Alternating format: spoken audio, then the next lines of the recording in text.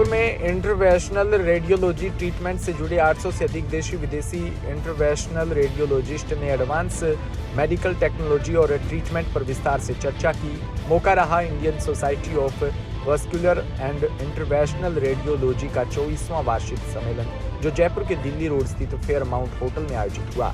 Seminar में advance कंट्रवेंशनल radiology treatment protocol और typical cases और एडवांस ट्रीटमेंट टेक्नोलॉजी पर भी विस्तार से चर्चा हुई। पहले दिन के सेमिनार में 12 सेंसस और वर्कशॉप हुए। वर्कशॉप में डॉक्टर सौरभ तनेजा और डॉक्टर किशोर मंगल ने लाइव सपोर्ट में डॉक्टर मितेश गुप्ता ने बताया कि आज कुछ साल पहले तक brain dead, liver cancer, breast cancer और फाइब्राइड जैसी बीमारियों के लिए केवल सर्जरी ही एकमात्र समाधान था, लेकिन अब ऐसा नहीं है। इंटरवेंशनल रेडियोलॉजी ट्रीटमेंट एक नॉन सर्जिकल ट्रीटमेंट है जो न केवल बिना कट, बिना किसी चीरफाड़ के शरीर को बंद नसों को खोल सकता है।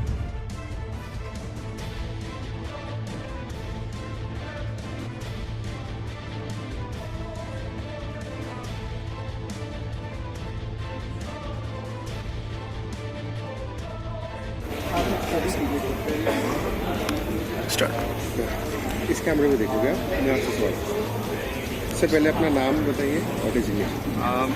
मैं डॉक्टर आलोक मित्तल हूँ।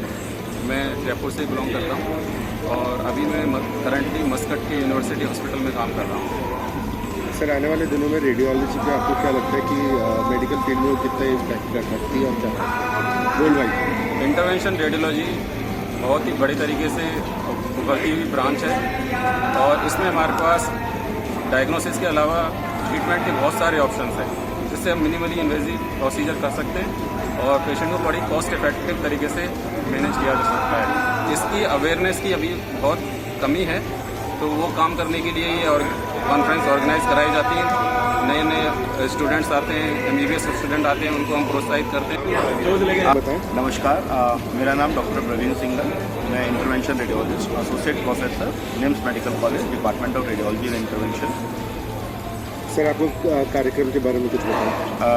आज 11 से 14 जनवरी 2024 जयपुर में इंटरवेंशन रेडियोलॉजी की नेशनल कॉन्फ्रेंस है। इसमें देश और विदेश सभी जगह से इंटरवेंशन रेडियोलॉजिस्ट इकट्ठा हुए हैं to discuss advances in intervention radiology. As you all know, intervention radiology में एक्सरे, CT और MRI की मदद से बिना किसी चीरे और बिना किसी टाँके के मिनिमल इन्वेजिव के द्वारा काफ़ी सारे प्रोसीजर्स, ऑपरेशंस किए जाते हैं। और इसमें जो भी नवीनतम टेक्निक आज के टाइम में और AI के साथ में जो इनेबल्ड है, वो सब इंटरवेंशन रेडियोलॉजी में प्रैक्टिस हो रहा है।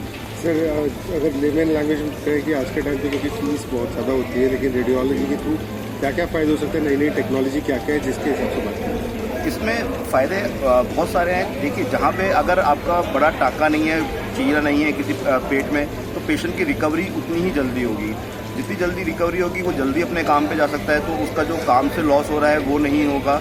प्रोसीजर कॉस्ट हो सकता है ज़्यादा हो, लेकिन अगर हॉस्पिटल में रहने के दिन बहुत कम हो गए हैं तो पेशेंट का ओवरऑल जो बिलिंग है वो कम आएगी, पेशेंट की कॉम्प्लिकेशंस बहुत कम होंगी, तो ओवरऑल कॉस्ट इफेक्टिव आता है, ना कि ज़्यादा आता है। नई टेक्नोलॉजी कुछ इसमें आया है जिसकी वजह से ये कह सकते हैं कि मेडिकल फील्ड में कुछ और नया बदलाव देखने को मिला? नई टेक्नोलॉजी इसमें बिल्कुल है। बिल्कुल एक सुई pin hole surgery, pin hole की मदद से ही सारी सर्जरी की जाती हैं। जैसे ब्रेन में अगर क्लॉट हो गया है तो ब्रेन ओपन करने की ज़रूरत नहीं है। आप क्या कहते हैं, हाथ की नस से या पैर की एक नस से जाके उस क्लॉट को हटा सकते हैं। पेशेंट जो बिल्कुल मृत अवस्था में आया है, वो बिल्कुल चल के वापस जा सकता है हॉस्पिटल से। गले की बंद नसों को खोल सकते हैं। पेट में कई लोगों को अल्सर के कारण ब्लीडिंग हो सकती है, उन ब्लीडिंग को स्टॉप करने के लिए नवीनतम तकनीक जेल फॉर्म पार्टिकल्स या ग्लू के द्वारा उनको बंद किया जा सकता है। पैरों की कई बीमारियां जैसे कि वेरिकोज वेन्स और DVT, इनका आज के टाइम में जो सबसे नवीनतम इलाज है वो इंटरवेंशन रेडियोलॉजी में ही है। Thank you so much.